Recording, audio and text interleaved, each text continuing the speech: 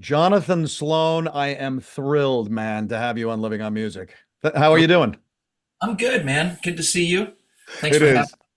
It is great to see you too. And I'll tell you, a lot of the people on Living on Music that I've had, the hundreds of guests, the reputation that they have in this region, and you know what it's like, what the DC area is like from a musical Sure. standpoint. And if you have any talent or ability, you can really mesh and have a wonderful time. I love your reputation, Jonathan, because I have heard your name for a long time. I've wanted to have you on Living on Music. Everybody's busy. You play all the time and things like that. It is wonderful to have you here. As we just chatted, we first met at the Cancer Can Rock event about 2 or 3 months ago. Those are spectacular. Speaking of talent and things like that, and that was a Yeah. beauty. But let's talk a little bit about what's been going on for Jonathan Sloane. The most recently, say pre-pandemic, right? You released your first solo record. Talk a little bit about how that built up, and then maybe how you bounced through the last 3 years, like so many musicians have had to. Certainly. Yeah. So, Alive and Well was kind of it was a joint effort of my trio. I had this, blues rock trio consisting of myself and Darren Blessman on the drums and Robbie Right. Cooper on bass. I wrote a bunch of songs and Okay.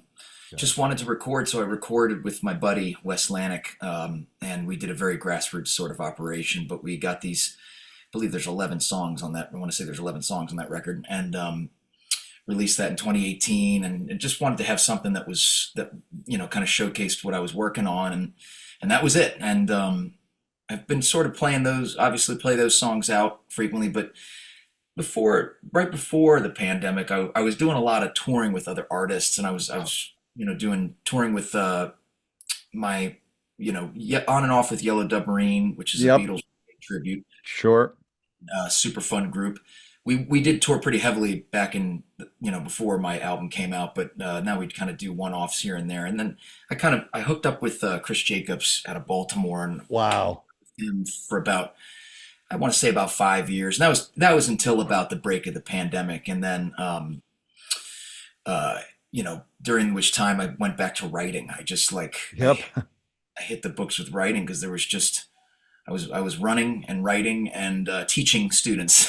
So, That's very, very common and wonderful because musicians we all got. I mean, I'm a local cover musician for 20 years, not a singer-songwriter like all you amazing people, but I was playing a lot myself. We all got slammed down live. For you guys, most of the guests that I've had, Jonathan, who were our singer-songwriters, at least found a way to deal with that kind of nightmarish situation where you wrote music. Now you continue to write because you have songs, as you said, kind of waiting to release as well. But it seems like songwriting is churning for Jonathan Sloane right now. yeah, I haven't written anything in a couple months, but I do have those songs that I went into the studio and recorded 12 songs. Nice. We've been playing, maybe about half of them out, and actually this show I have coming up, which we'll get to, but it's the show at Jam and Job on August 29th. Yes. And I would like to showcase the majority of what I've done on that record. And obviously, the record is not out yet, or the songs haven't been released yet. So we're, going to kind of do a little bit of a pre warm up for those songs and get those Right. songs cooking. But yeah, so in that time, a lot of writing, and I have more songs that I've written that I haven't recorded yet, and that's kind of the plan. I've always tried to keep the writing in the forefront, while it doesn't quite pay the bills like the teaching and the live gigs will do so. Like Right. you got to devote time to being to getting in there and writing, and allowing myself to be Sure. that sort of thing. So Well, Jonathan, that is because your reputation and your what I've seen in person and also what I know about your reputation as a musician, as a guitarist is here.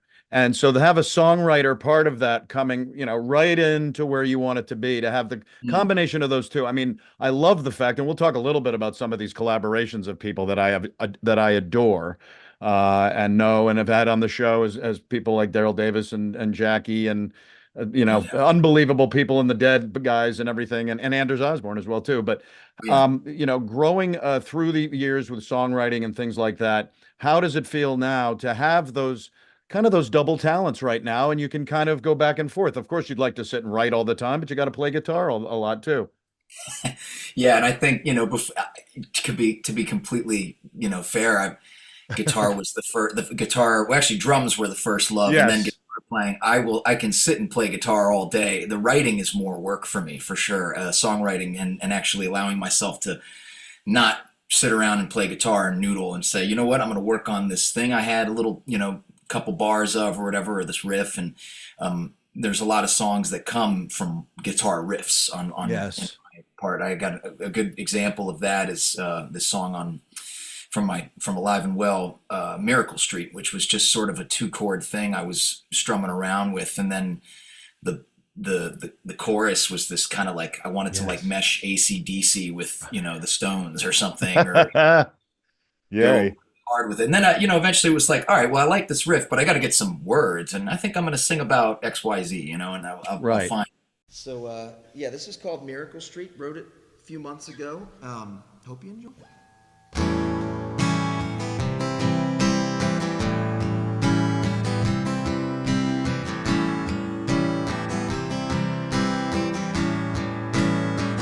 Well, it's a long way down to Miracle Street.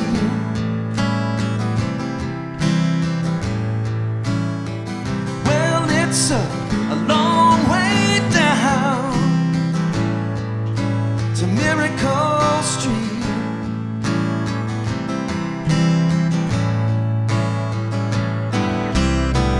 Didn't anyone tell you you're chasing that sweet relief?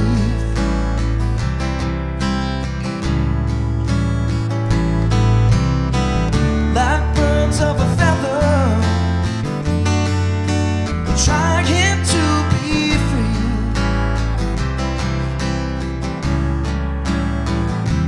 Hey, hey.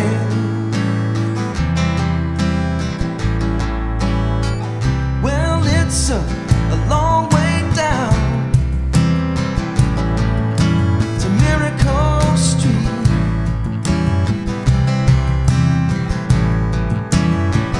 Well, it's a long way down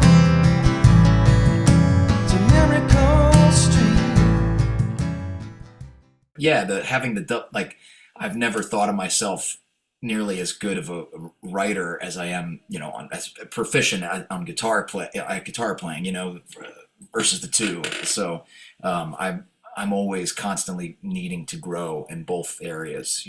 Right. Well, it seems like you are, man. And I love what I'm seeing, the progress of things like that. We'll talk a little bit about, again, some of those people that you have worked with over time. You just played what I mentioned before, the collaboration with this incredible local musical environment that we have here. And so many of these people, you play with some of the best. All of them have been, I think, on Living on Music that you had, at least from the Hot August Music Festival that you just did, Yeah. 2 days ago, 3 days ago? Yes. Yeah, that was an absolute blast. We had it was kind of a throw together operation, and it was myself, Bobby Thompson on guitar, Yes. whom I've known for many years and Yep. have admired his playing beyond belief and his writing, and Ron Holloway, of course, the legend, Yes. and Oh, and Benji Parecki on keys, and we had Darren Blessman on yes. drums, Brown on bass. We had a awesome guest appearance by Ben Tufts coming up to play percussion. That was cool. So we just it was just a super blast, man. It was an all around fun thing. We just were like, you know what? Let's do like one of each of our originals. Then we'll do like a bunch of super fun covers we've always wanted to play all together, and we just made it a fun hour banger set. Well, you do have that thing too. Jonathan, is that you are, to me, and I don't blow smoke. I'll say this because it's what I think I know. You are so well respected as a player and as an involved musician that you do play with people. Again, Patty Reese behind me at this concert, wherever you played, things like that. What is it to you to be able to? Because a lot of musicians, just about everybody, wants to Mhm. have their own thing, their own songwriting, maybe even their own solo life, but you also integrating with other musicians is part of what people do to create kind of an environment and a reputation. What is it like playing with the people in this Washington D.C. area? It's like the greatest college experience ever. That's what it feels like to me. It Wow. feels like if I'm playing with Tommy Lepson, or, I played with Dave Chappell several weeks ago, who I Yes, think is one of the greatest guitar players in the right. area. He's a protege of Roy Buchanan and the Danny great. Gatton. Absolutely. And you hear it. I mean, and he's not those guys. He's Dave Chappell, Yes, he and is. and Yes, he so is. I think the most important thing, you know, and you've got Andy Rutherford on guitar in the area that I've played with before, who I also adore as a guitar player. Bobby Thompson, as I mentioned, and there's so many fabulous musicians in this area. But you asked a great question. I mean, for me, it's been nothing short of an education. It's just a crash course, and like this is how you do it. And I think the best way to learn how to become a musician is to play with musicians, and to get out there and to just and know when to just listen and know when to not play, and that is the most effective tool that I like to think that I've gotten accustomed to, adopting, and just when that happens, and all the singers in this area, Patty, Marianne Redmond, whom I've worked with before. Right. Daryl Davis, incredible. I mean, that guy used to tell me stories of playing with Chuck Berry, and it Yes. just blew my mind.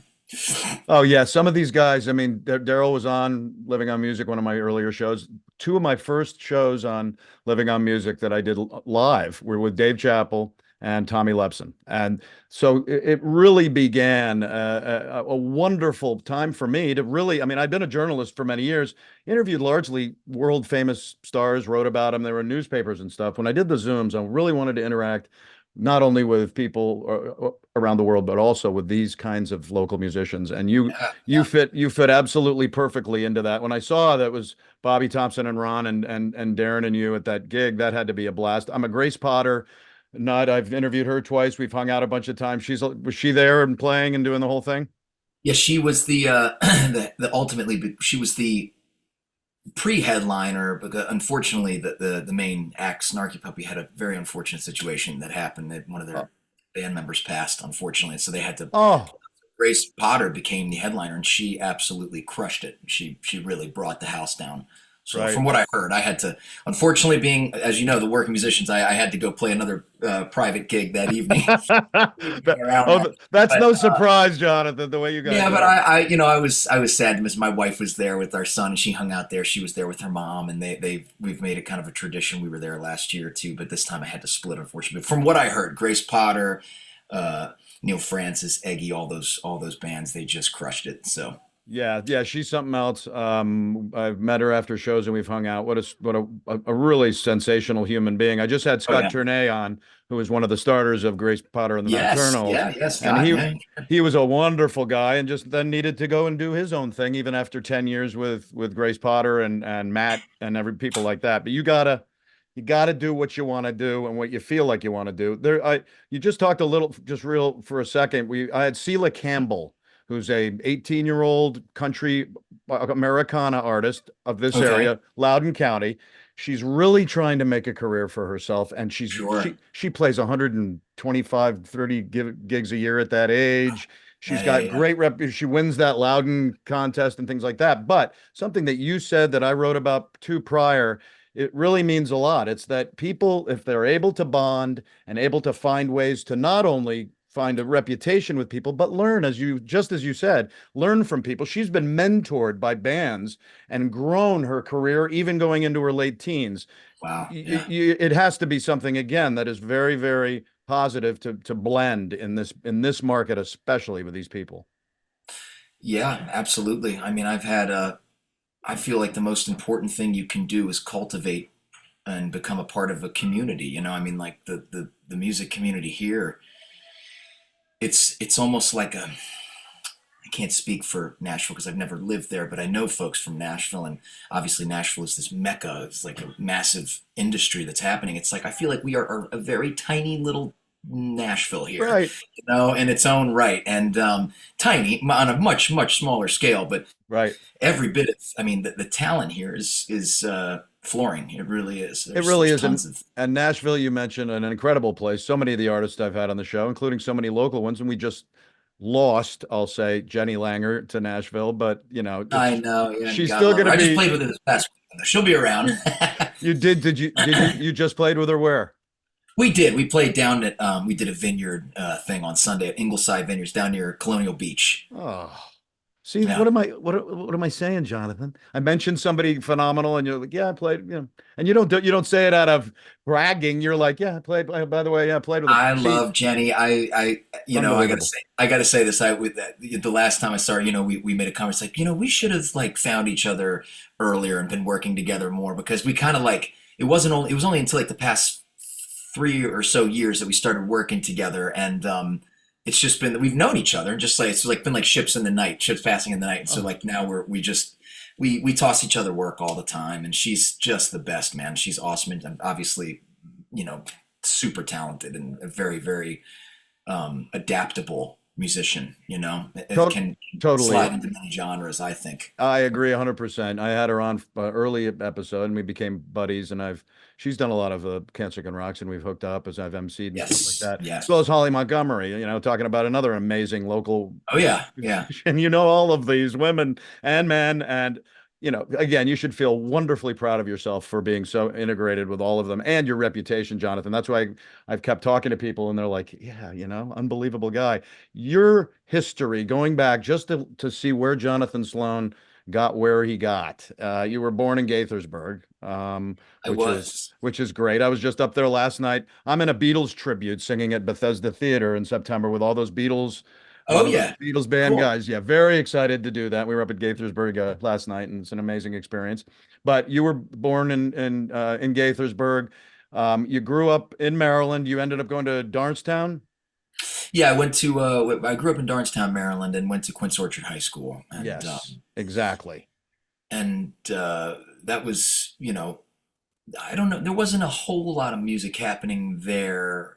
I felt like my introduction to a lot of like my introduction to the Yellow Dubmarine guys, for example, came Right. from my guitar teacher at that time. He was teaching Robbie Cooper on guitar, Wow. and then so both of us we kind of got together that way, and actually this band I got to pump this gig one more time, the August 29th at Jam and Java. This is like a new Oh thing, yeah. kind of. It's not the trio, it's a quartet, and it's kind of interesting because, like I said, Robbie and I have been making music together since we were like, I think we met each other. I was 14, he was 15, somewhere around there. Right. And we've been playing together ever since. So Robbie's now on guitar, and which I'm super excited about because he's a great musician, a great guitar player, and great drummer, great bass player, all that stuff. He played bass in the Yes. trio. And so anyway, it's kind of like a full circle moment for us playing Oh, guitar together. And then I've got Ian Trussheim on bass, who is an absolute force from Baltimore, and he and I started playing together just a couple years ago, and I wanted to get him into the mix however I could. And then of course there's sure. Darren Westman on drums. So, but yeah, so Quince Orchard High School, I went there. After that, I went to MC for like a year, and then I dropped out to go on tour with Yellow Dubmarine. We were touring in this Beatles reggae thing. We had a stab at that for about 15 months or so, 14 months, and then Oh, sweet. yeah, it was pretty good. It was a lot of away time, but it was also, I was living at home, and it was like a good thing to do and go on tour, What and were it was some of the early musical influences for Jonathan Sloane? Like what did you like to listen a good to? And then when question. you Yeah. started your guitar and your drums run early on, was there anything that was prompting you? Well, yeah. I mean, so when I was a kid, when the drums became, I wanted to play drums, and I was born in 1988, so Right. it was a lot of what was on the radio was like U2, and Peter Gabriel and like these sort of more new age rock bands, which I have totally dug. I mean, Yeah, I'm still a huge U2 fan and me Peter Gabriel too. fan to this day. And there was a lot of very very interesting. Then the grunge thing started happening, so there was all these Right. Nirvana, Pearl Jam, Pearl Jam. Soundgarden, and so yeah, and so I like wanted to just play rock and roll drums as a kid, Nice. and then I think somewhere along the way I had this Robbie Robertson album, and there was just some guitar playing on there that I just adored. I think it was a self-titled. It was a really cool album. Like Daniel Lanois produced it, and it was just super cool.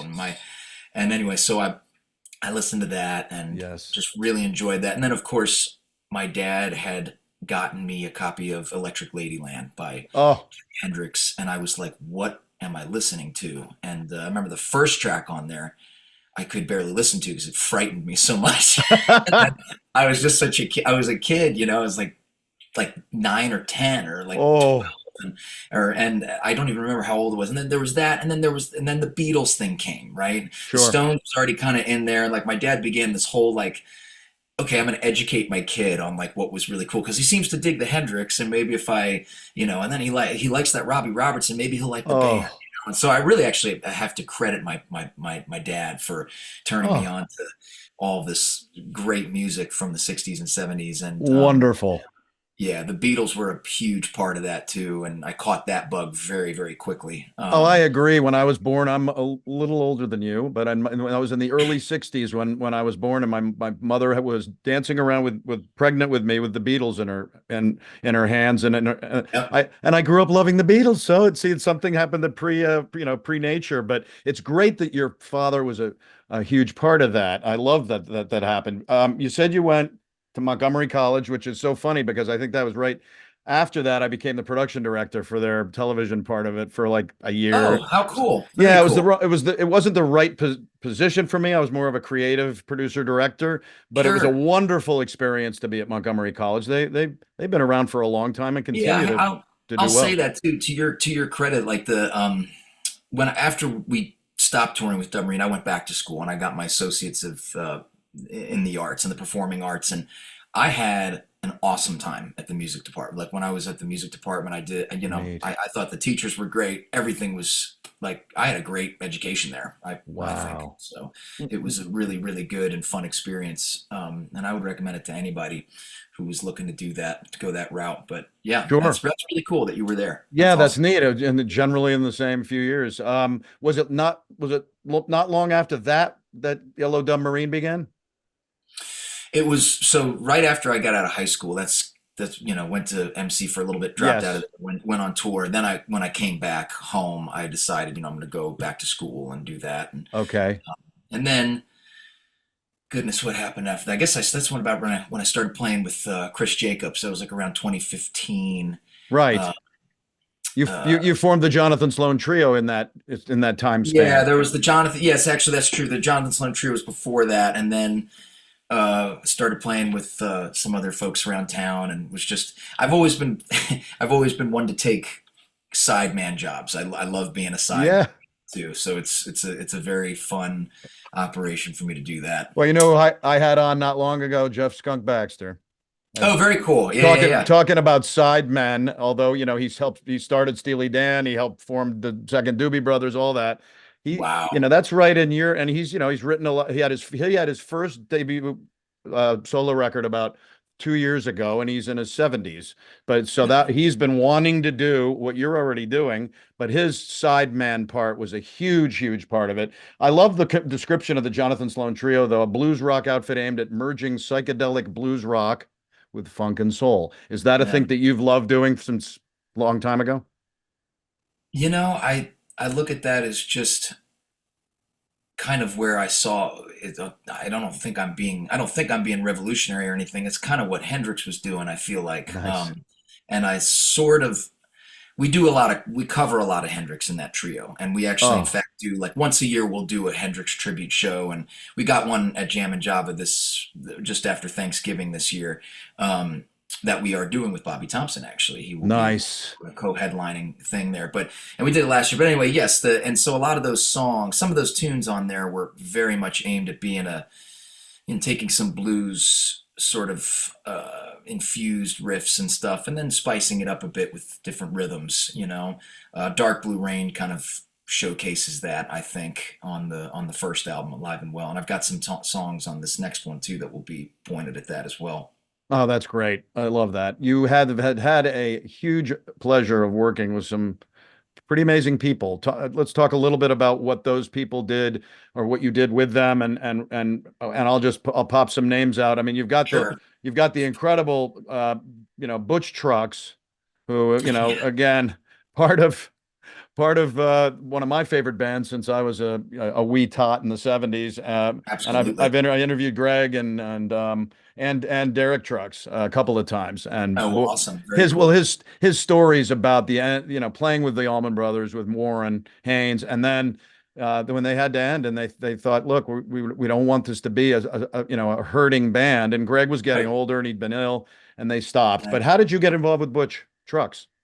That was we opened for him. And Nice. so that was, at that time, I figured it. You probably saw that on my website. I just Right. put it on there because, we did a show together and I remember meeting him. And Still. yeah, and it was a cool experience. I was fortunate to be able to do it. It was me and I think I want to say we had a four-piece band that night, but yeah, Uh, we opened for him at the Bethesda Theater. oh, that's fabulous. I love It was that. really fun. And Phil Lesh, was that also an opening situation? I was there. I was at his club out in Marin with Chris Jacobs, and he came up and sat in with us for a couple songs, and he's very, very gracious and a super nice guy. And I just had the pleasure of, enjoying time on stage with him. It was great. And it was just, again, it was one of those like, all right, let's just listen to what's happening. Yeah. 'Cause, Yeah. I mean, here I am, I'm looking at a guy he's in the founding member of the Grateful Dead. Yes. I'm just going to sit back and watch. And I, so, I remember going to the bookstore, the one in Tyson's Corner, and he was there signing his book about 15 years ago, and oh, cool. I waited and waited and waited, and finally we got to there, and he said, I'm not going to sign everybody's book because there's been 200 people. Long story short, he signed my organ donation form. Ah, Yet, really, you're supposed to have a signature on it. So right now, on my organ donation form, it still says Phil Lesh. But I'm a huge Dead fan. We just celebrated the passing of yeah. Jerry Garcia the other day. But that's really wonderful. Two of these blues folks that I've been to the Blues Bender in Vegas to see, and I've seen them all over the place, and probably going to go see Tab Benoit soon and Samantha Fish. That had to be fun to bounce around those two bluesies. Oh, yeah. Well, Tab Benoit, we opened for him as well at the Hamilton, and he actually came up and he sat in. We had a show at the Loft one time, and he came up and played drums Drums, yes, and he he's loves to play he drums. I had no does. idea. And He always goes to JVs. You know, yep, when he plays in the area, then he'll go down to yep, JVs, and Lorraine's like, yep. "Yep, of course, come in and do Yeah, anything you want." he's a bad boy on drums. Obviously, he's a bad boy on guitar too, but he's definitely a great drummer. Samantha Fish, I had the pleasure of kind of working with her through Anders Osborne. Nice. She and him were close on and off, um, and I went and sat in with her at the Fillmore when she came Oh, through there. And her bass player now, Ron Johnson, I had the pleasure of working with him in Anders Osborne's band for a while, and then he went to work with Samantha. But Ron and I are still close. I actually oh, just had a phone call with him yesterday, and that's neat. he's a That's what I was super going to go sweet to guy. next, Jonathan. Yeah. Is your Anders Osborne, kind of collaboration. I interviewed him about 7 years ago. I always knew of his music. What a Oh unique yeah. man Yes, in indeed. so many ways. And you Indeed. know that more than I do, even. But talk to me a little bit about Anders, how that started, and then how it felt to you to be able to do some stuff positively with that guy. Yeah. So Anders and I, we had when I was working with Chris would do these sort of winter jams at the 8x10 where he would invite a special guest, and Anders was one of the special guests one time. So we flew him up there from New Orleans, and he came and played some songs, and I had already been listening to him and been a fan of his, so I was super stoked to say the Nice. least. I was a big admirer of his stuff and still am, and um, so we played together, and I kind of gave my information to his uh, whoever was he was tour managing him then, because I think after he played he probably went off to the hotel pretty quick, which is kind of his MO, which I totally get.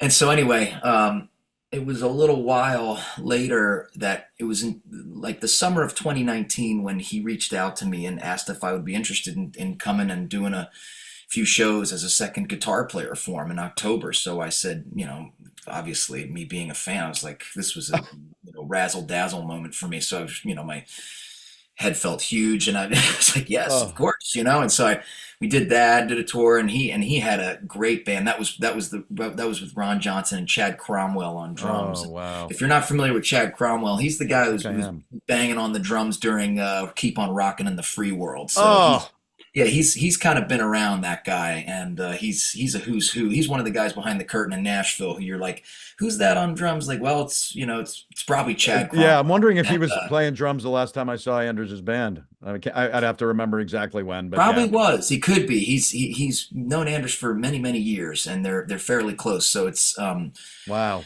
yeah. So that was so anyway. Then the pandemic happens, and everything stops, and so Anders and I remained, kind of talking, and we wrote some songs on Zoom together, which I was flabbergasted that he wanted to spend any time writing with me, because Wow.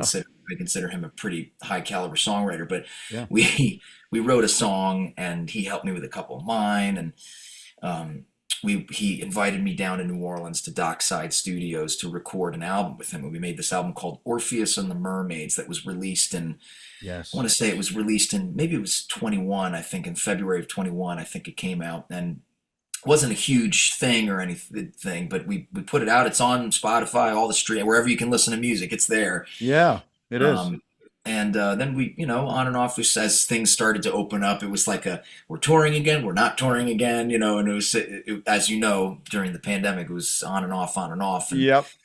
yeah, and so, and it's been nothing but a positive experience, because again, it was one of those master classes, and just, hey, here's what I should do, here's what I shouldn't do, and Right. here's where I fit, here's where I don't fit. And Sure.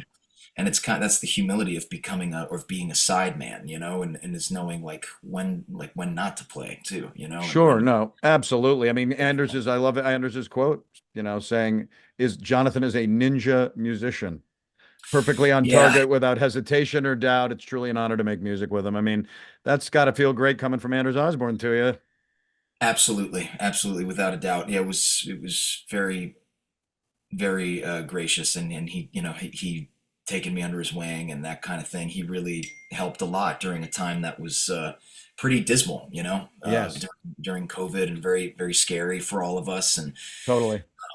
so yeah, no, it was a great experience for sure. And but like you said, it's like kind of people going on to do their own thing, and that's kind of where we found ourselves now this year. Or if I found myself in the year 24.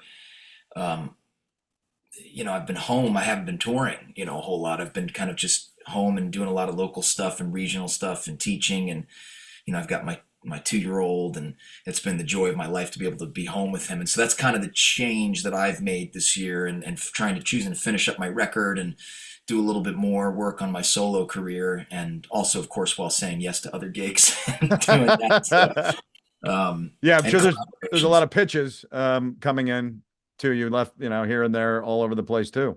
You know, Yeah. Yeah. Yep. Absolutely. what are coming up? And again, very exciting in the next 2 weeks is the Jam and Java show on the 29th. Talk again a little bit about the background of that one. Yeah, so I realized when I was writing these songs during COVID, and when I wanted to record them, I realized that there's a lot of guitar and there's a lot of extra parts. And so, as Robbie, who was playing bass on the record, he and I were just like, well, what if, and even Robbie was like, what if I made the switch to guitar and started backing you up a little bit more and doing some and became your side man, and then we got Ian to play bass, and I said, yeah, let's try that. So Right. we've actually done only a handful of quiet gigs around town, that were just sort of like, rehearsals, but live rehearsals, and so this is kind of the gig, this Jam and Java one, where we said, you know what, let's do a ticketed thing where we can invite everybody out, and to see what's going on and how these songs are, shaken out, because it's a very, very cool, very big sound, and Oh, absolutely. we're excited to play all these new tunes. And that's really, it's nothing more than just us wanting to expand a bit, and wanting to fill out the sound a bit more. And it's also an avenue for me to say, hey, this is not a power trio, so we're not going to go the route of like playing Hendrix and all that stuff, which I love doing, and that's still a thing. But Yeah, this is going to be more band oriented, and more, a little bit more dynamic range and that sort of thing. I'm really going to showcase sort of the songs that I've been working on, sure. and yeah, so that's pretty That much what it is. that's fantastic. And the songs that you were working on might be come together in the down the line as a as an EP or an album or some kind. Yeah, so we're thinking I'd like to get work on a couple singles here and get maybe 3 to 4 singles out, and maybe even release them all individually, as a lot of the folks are doing now. Like, and Right. then you release the album when that's done. But you can release each one individually, and then you finally release the full thing. But yeah, I'm excited to do that. I've recorded a bunch of songs over at um, Water Street Studios, which is Water Street Sound, which is Mark Williams's spot down in Georgetown. So Oh, that's if you're familiar fantastic. with Mark Williams, he's a great recording engineer who used to have Sucker Punch Studios in Bethesda. Now he's in Georgetown. So Oh, fantastic. yeah, Well, Jonathan Sloane, I think you should feel pretty stoked, sir. Considering, again, the reputation of that guitar playing sounds just phenomenal, and I've been hearing that over and over. thank So you. now I know it for sure after this chat. Plus your songwriting, it's not that. I mean, I've been listening to some of it. I can't wait to listen to Alive and Well more, and also some of the new stuff. I hope to see Yeah, you live. I think I'm out of town on the 29th, which I'm like, damn it. But I want to, you said that you're going to be back there later on too with another gig? yeah, I will be back there again later in the year. Great. But that's a Hendrix tribute, that show. Oh, jeez, That's like, that sounds yeah, yeah, great. it'll be great. I mean, we did it last year too. It's around Thanksgiving. I want to say it's November 30th, if I'm not mistaken. So, but this will be the opportunity to come see our thing, on the Oh, 20th. sweet. And yeah, and then we'll have some awesome, sweet covers in there as well. So Oh, it'll I be think that'll be fabulous. be Well, look, I'm wishing you the best of luck as things continue to churn along. We'll run appreciate into that, each other, Steve. I'm Yeah, sure, one way or the other. Through absolutely. one Yeah. of these 5 dozen musicians you play I with all want to the come time. catch your Beatles thing, man. Yeah, that looks like it's going to be something else. You know a lot of the guys that are there. The bunch of the Yeah. guys like from the Beatles bands, Tom Godsman, you got Jack Albert, Ray Futran, Matthew Cool. Morey from the Vikings, and Yep. things Yep. like Yep. that. And Lisa Berrigan from 100.3 FM, who's the Beatles Okay. fanatic, is going to be Cool. introducing us. And I've done that for this is my second year, and to sing these Beatles songs in front of people is absolutely wonderful. Even as a cover band guy, this elevates me because it's just so wonderful singing that music, as you well know. Yeah. Yeah. Super fun. I'll do that any day, singing Beatles. Well, if you're not playing with somebody that night, which I'm going to bet right now $100 that you will be. If you're not, I'd love to see you there. And again, if I don't, it'll be at a gig soon, and we'll be in close touch. Sounds great, Steve. Thanks, Jonathan, for being on Living on Music, man. Thank you.